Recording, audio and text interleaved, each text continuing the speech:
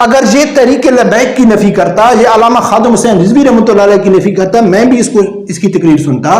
اگر یہ کسی دیوبندی، بریلوی، اہل حدیث، شیعہ عالم کی کسی ایک جماعت کی نفی کرتا، کسی کو یہ اچھا کہتا تو میں بھی اس کو سنتا۔ اس نے ٹوٹلی پاکستان کے علماء کرام کو نفی کر کے یہ اپنا دین پیش کر رہا ہے کہ دیکھو جو میں کہہ رہا ہوں وہ ٹھیک ہے۔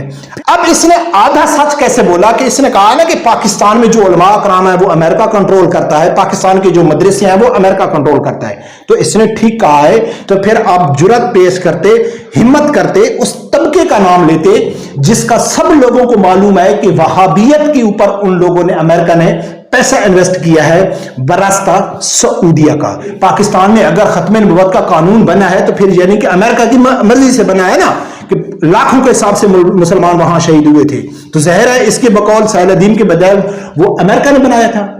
بسم اللہ الرحمن الرحیم۔ السلام علیکم ناظرین۔ ناظرین آج بات کریں گے، ایک مذہبی سکالر ہے، بہت مشہور ہو رہا ہے اس وقت، اس کا نام ہے سہیل الدین۔ ویسے تو مجھے کوئی ضرورت پیش نہیں آئی اس کے اوپر ویڈیو بنانے کی، کیونکہ نہ تو میں کوئی مذہبی سکالر ہوں، نہ کوئی میں سہیل الدین سے زیادہ پڑھا لکھا ہوں، لیکن اللہ کا شکر ہے کہ علماء حق کی محفل میں بیٹھ کے ان کو سن کے اتنا شعور آ گیا ہے کہ ہم پکڑ سکتے ہیں کہ کون کہاں سے ڈنڈی مار رہا ہے۔ ضرورت اس لیے پیش آ گئی اس کے اوپر ویڈیو بنانے کی کہ آج ایک جگہ میں میرے دو بہت ہی عزیز، بہت ہی قریبی رشتہ دار ہیں، جو پورا ایک مکمل ایک مذہبی گھرانہ ہے اور دین اسلام پہ چلنے کی وہ پوری کوشش کرتے ہیں، جتنا ان سے ہو سکتا ہے وہ دین پہ چلنے کی کوشش کرتے ہیں۔ دو نوجوان ہیں، آج میری ان سے بات ہوئی تو وہ سہیل الدین سے اتنے زیادہ متاثر تھے، اتنے زیادہ متاثر تھے کہ میں حیران ہو گیا۔ لیکن میں نے سہیل الدین کے ویسے چھوٹے بہت کلپ سنتا تھا، لیکن تفصیلی گفتگو اس کی میں نے نہیں سنی تھی۔ ہاں، میں اس کو اچھا نہیں سمجھتا تھا کیونکہ میں نے بہت سارے علماء اکرام سے، مختلف مسلک کے علماء اکرام سے یہ سنا ہے کہ سہیل الدین صحیح آدمی نہیں ہے، وہ اس کو یعنی کہ کچھ تو فتنہ بھی کہتے ہیں۔ تو ان علماء اکرام کی یعنی کہ میں ان کو سنتے ہوئے میں بھی اس کو اچھا نہیں سمجھتا تھا، لیکن میں خود اس کو نہیں جانتا تھا کہ اس کی تقریریں کیسی ہیں، یہ کیسے بات کرتا ہے۔ لیکن جب وہ میرے دو قریبی جو رشتہ دار ہیں انہوں نے مجھے متاثر کیا اور میرے ساتھ بحث کی، ضد کی، تو میں آ کے تو سہیل الدین کو سرچ کیا۔ سہیل الدین کو سرچ کیا تو اس کے دو کلپس، دو پروگرام کے الگ الگ میرے سامنے آئے اور دونوں میں نے کچھ کلپس نکالے ہیں۔ ویسے اس کے پروگرام بڑے مشہور پروگرام ہیں۔ وائرل پروگرام ایک اس کا ہے کہ رمضان میں ایک مفتی ثقافت منیر صاحب ہے، ان کے ساتھ اس کی بحث ہو گئی تھی، یہ وائرل پروگرام ہے، اسی کی کلپ ہے۔ آپ مکمل ویڈیو جا کے دیکھ بھی سکتے ہیں، لیکن میں آپ لوگوں کے سامنے کلپ رکھوں گا۔ ناظرین، جو لوگ مذہبی سکالر کے نام پہ، یہ میری ذاتی رائے اور میں سمجھتا ہوں، آپ لوگوں کے سامنے میں کچھ ثبوت رکھوں گا، فیصلہ آپ لوگوں نے کرنا ہے، لیکن میں یہ سمجھتا ہوں کہ جو نئے نئے مذہبی سکالر آتے ہیں، جو دین کے ٹھیکیدار بن جاتے ہیں کہ ہم نوجوان نسل کو دین کی طرف لے کے آتے ہیں، لیکن اصل میں وہ نوجوان نسل کو دین سے دور کر رہے ہوتے ہیں۔ ناظرین، اس سہیل الدین کے جو کلپ میں آپ لوگوں کے سامنے رکھتا ہوں، اس میں ان کا پہلے آپ ذکر کر دوں کہ بعض دفعہ کاپی رائٹ کی وجہ سے میں کلپ دیتا ہوں، لیکن بعد میں جب میں ویڈیو اپلوڈ کرتا ہوں تو وہ کاپی رائٹ آ جاتا ہے، پھر ان کو سائلنٹ کرنا پڑتا ہے یا کٹ کرنا پڑتا ہے، تو لہٰذا میں آپ کو بتا دیتا ہوں کہ جو اس کے کلپ میں نے پوائنٹ پکڑے ہیں۔ پھر دوسرے پروگرام کا بھی ایک کلپ میں آپ لوگوں نے، ایک تو ناظرین وہ یہ کہتا ہے کہ پاکستانی علماء، اس نے کسی ایک عالم کا نام نہیں لیا، اس نے کسی ایک فرقے کا نام نہیں لیا، اس نے کہا ہے کہ پاکستانی علماء اکرام کی جو کارکردگی ہے وہ زیرو ہے۔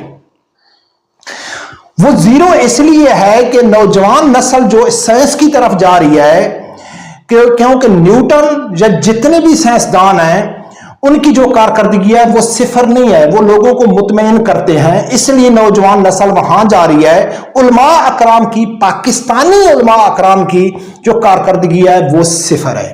علماء اکرام کی کارکردگی کسی مسلک یا کسی عالم سے اختلاف ہو سکتا ہے، لیکن اس نے مطلقاً پاکستانی علماء اکرام کا نام لیا جس سے مجھے اختلاف ہے۔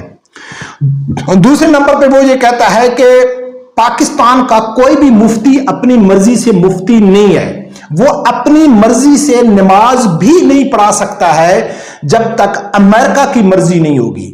پاکستان کے جتنے بھی مدرسے ہیں وہ امریکہ کی مرضی سے چلتے ہیں. امریکہ جو کہتا ہے وہی کرتے ہیں.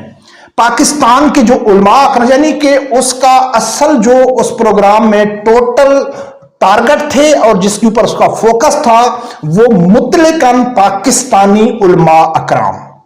زیرو کارکردگی، امریکہ کے غلام، امریکہ کی مرضی کے بغیر نماز نہ پڑھنا، جتنے بھی مدرسے ہیں وہ امریکہ کی مرضی سے چلتے ہیں. اس کو جواب دیا جو سنی بریلوی عالم دین ہے سخاوت منیر صاحب نے، بہت زبردست جواب دیا، وہ بھی میں آپ لوگوں کے سامنے رکھوں گا. کہ اس نے بتایا کہ آپ مدرسہ کسے کہتے ہیں، وہ بھی آپ لوگوں کے سامنے رکھوں گا.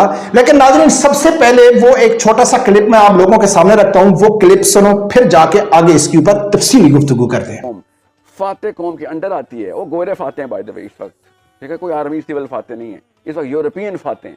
انہوں نے اجازتیں دی ہیں تمہارے مدرسے کھلے میں، کوئی مان ہی نہیں رہا. یہ اگر اجازتیں بند کریں تو یہ ہم بعد جماعت کیا اکیلے میں بھی نماز نہ پڑھ سکیں. یہ ہمیں کوئی بتا نہیں رہا. اپنے آپ کو پتہ نہیں کون سے تیس مار خان سمجھ کے ہم بیٹھے ہیں کہ ہم کو بہت بڑے مفتی ہیں یا علماء ہیں اور ہماری کتابیں چھپتی ہیں. ایک ایسے چٹکی میں ایک پرنٹنگ پریس بھی بند کر دیں گے. ان کا تو بس نہیں چل رہا ہے. اللہ نے قرآن اپنی حفاظت میں رکھا ہے تو قرآن بھی بدل دیں لوگ. اس لیے پاکستان میں مسلمان جو ہے نا وہ دین سے بیزار ہو گئے ہیں. پہلے دن میں نے آپ سے کہا تھا مولوی کی پرفارمنس زیرو ہے، اس لیے مسلمان پاکستان کا لڑکا دین سے بیزار ہو گیا. سائنس میں کیوں جاتا ہے وہ؟ کیونکہ نیوٹن کی پرفارمنس زیرو نہیں ہے، فزکس کے پروفیسر کی پرفارمنس زیرو نہیں ہے. آئنسٹائن اور برائن گرینز اور ڈگریس اپنے اپنے کام درست کر رہے ہیں.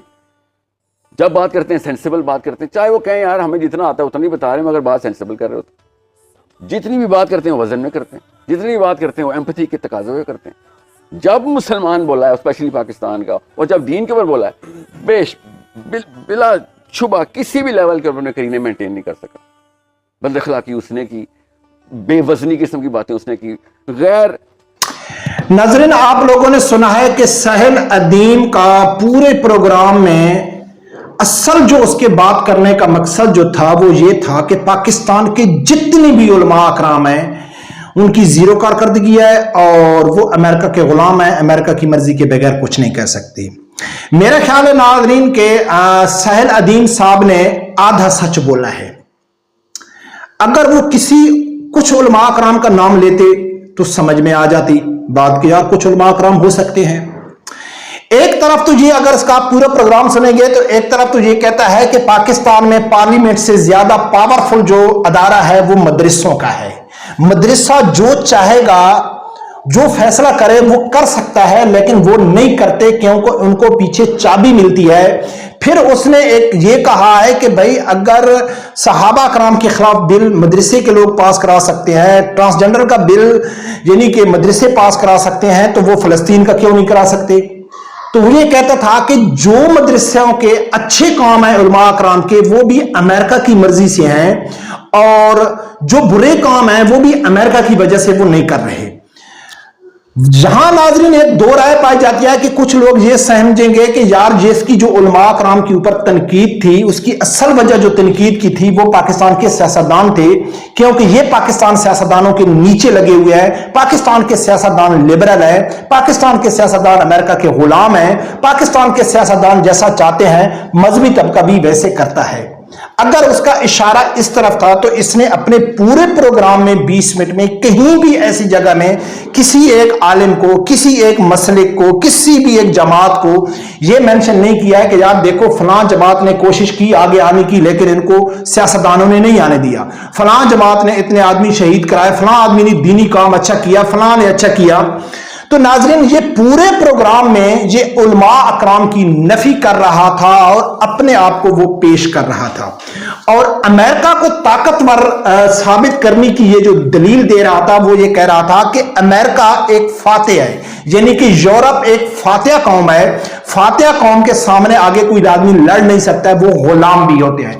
اس نے اسی طرح کی دلیل دی ہے کہ کل میرے ساتھ دو پی ٹی آئی کے دوست بیٹھے ہوئے تھے، تو ایک کہتا ہے کہ جو افغانستان میں طالبان کی حکومت ہے وہ امریکہ کی مرضی سے آئی ہے. تو میں نے اس کو کہا ہے کیسے؟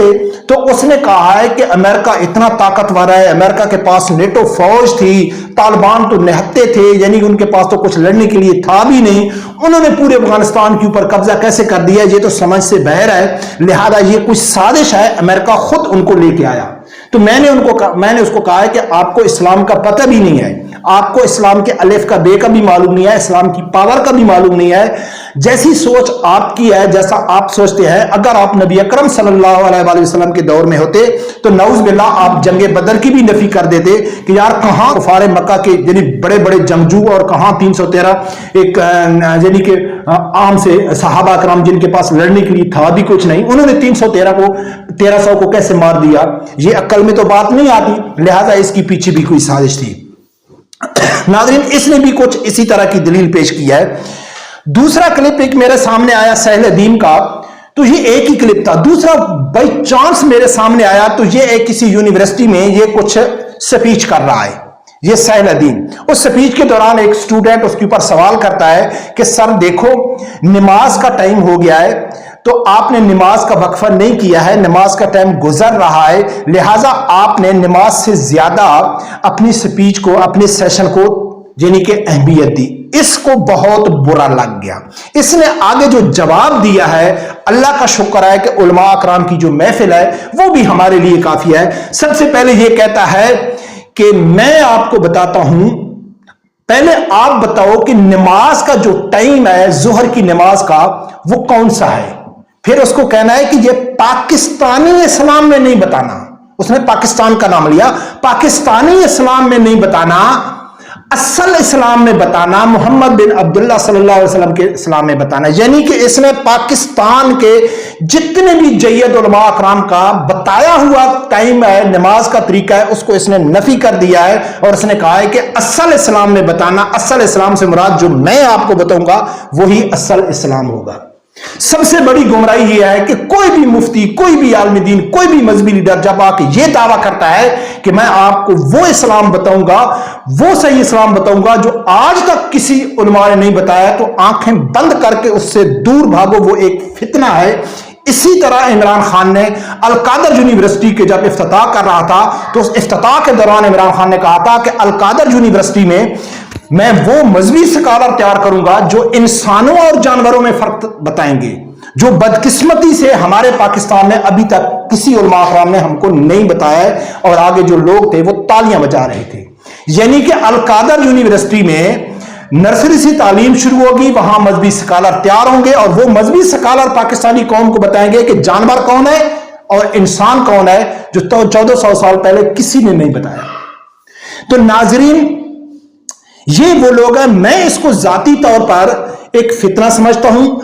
نوجوان نسل ایسے لوگوں کو سنتی ہے، وہ یہ نوجوان نسل نہیں سمجھتی ہے کہ یار یہ آدمی سب کی نفی کر رہا ہے. اگر یہ تحریک لبیک کی نفی کرتا، یہ علامہ خادم حسین رضوی رحمۃ اللہ علیہ کی نفی کرتا، میں بھی اس کی تقریر سنتا. اگر یہ کسی دیوبندی، بریلوی، اہل حدیث، شیعہ عالم کی کسی ایک جماعت کی نفی کرتا، کسی کو یہ اچھا کہتا، تو میں بھی اس کو سنتا. اس نے ٹوٹلی پاکستان کے علماء اکرام کو نفی کر کے یہ اپنا دین پیش کر رہا ہے کہ دیکھو جو میں کہہ رہا ہوں وہ ٹھیک ہے.